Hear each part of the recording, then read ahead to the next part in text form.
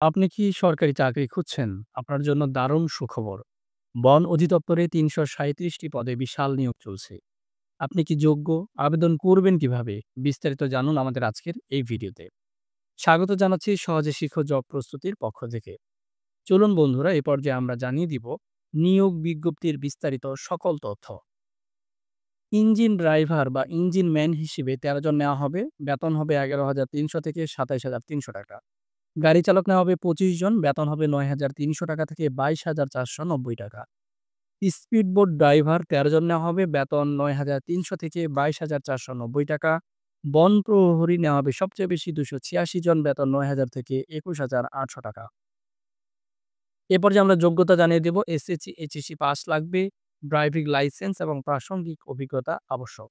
বয়স হতে হবে ১৮ থেকে ৩২ বছর, ১ জানুয়ারি ২০২৫ অনুযায়ী। যে সকল বিষয় জানা জরুরি, এক জেলা থেকে অন্য জেলায় আবেদন করা যাবে না। কোনো এফিডেভিট গ্রহণযোগ্য হবে না। সরকারি চাকরিজীবীদের অনাপত্তিপত্র লাগবে। আবেদনের সময়সীমা জানিয়ে দেব।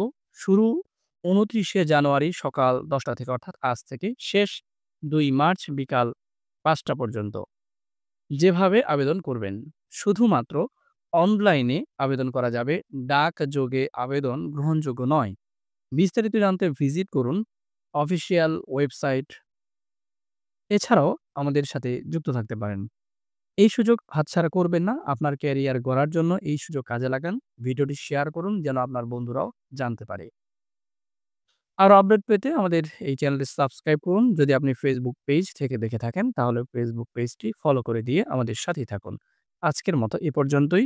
ধন্যবাদ।